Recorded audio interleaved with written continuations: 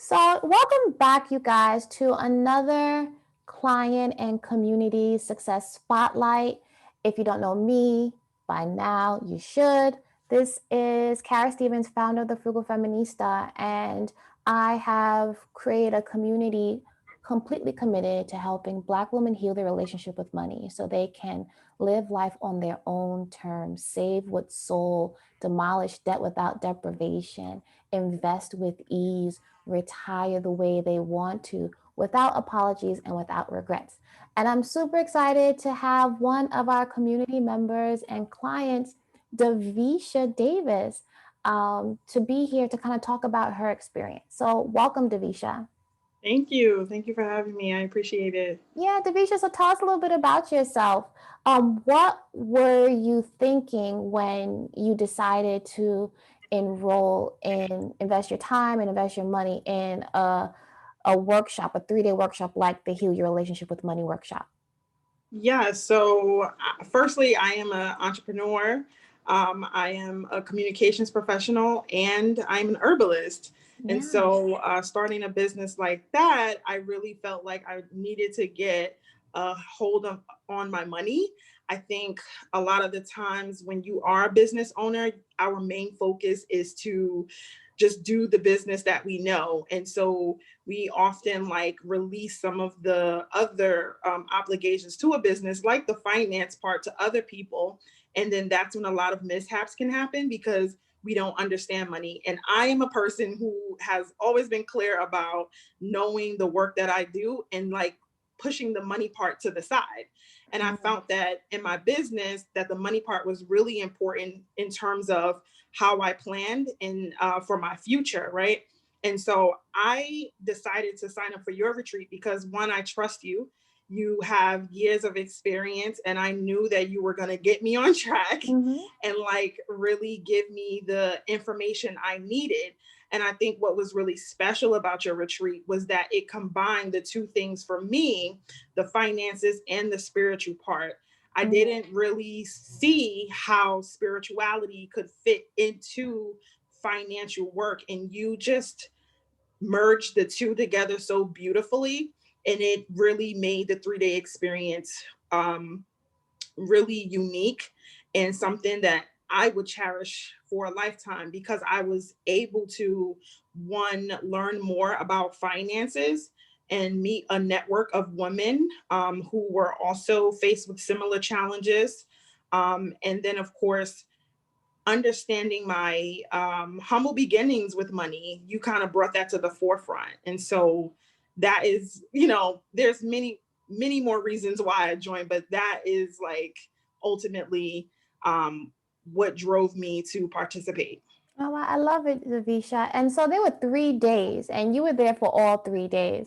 Mm-hmm. Now, can you share just like, was there any point in time across those 3 days? Like, what were some of those higher? You just shared some of the nuggets, but in terms of day one, was all about kind of letting go of the past and kind of healing and actually confronting your money story and dealing with financial shame.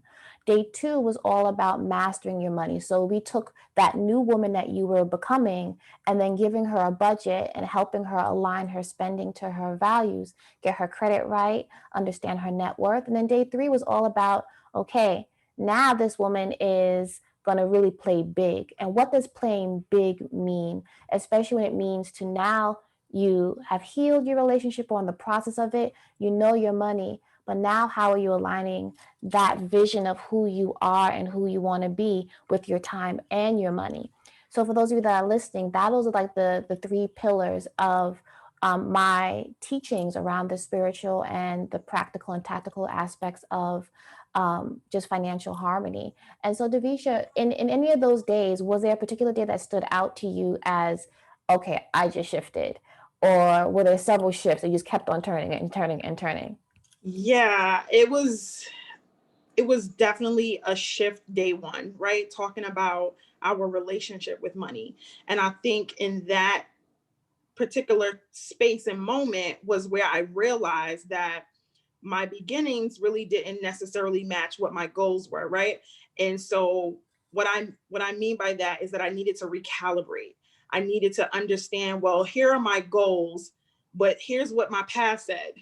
And that doesn't make sense, right? Like, so what is it that I need to let go of in order to meet my new self in this space of making the money that I want to make, or understand how to utilize my money a little bit better? And then Mm, I want to say the part that really sits with me is when you said, are you creating your life by design or by default? Like, mm, that I will never forget, because I literally had to sit with myself and say, is the life I created is one that I truly want to be a part of? Like, is it what my heart is calling to? Or is this something that I'm just creating and following, right? Is this ego driven?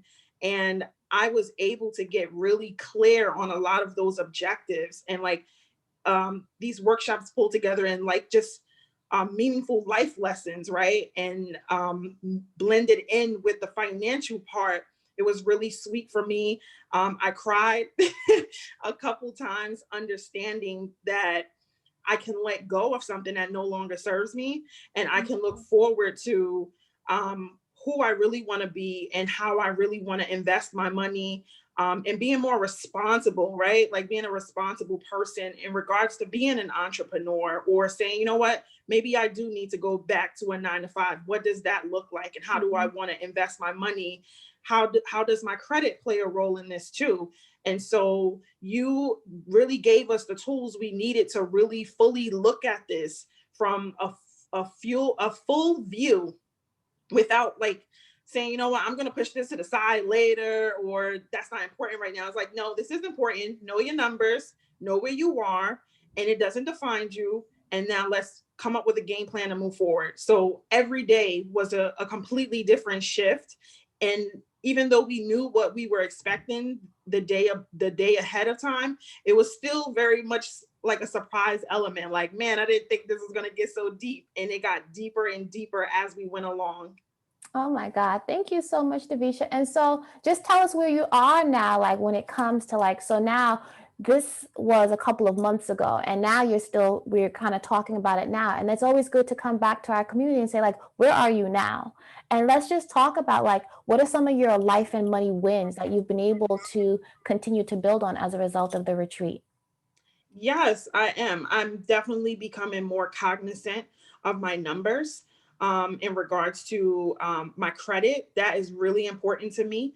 I think also understanding my worth. That kind of came up for me right after the retreat. And I see it as something that was very much so challenging, right? To say, well, here you've done the money work. Now, as a Black woman who's saying that these are the things you want, are you going to fully step into it? And so I think as a Black woman, we are often afraid of saying, this is what I'm worth. Hmm. And I was able to finally say, like, this is what I'm worth. This is what I want. And so I've been able to obtain a lot of partnerships, strategic partnerships that are in alignment with who I am, that is contributing to my life financially, right?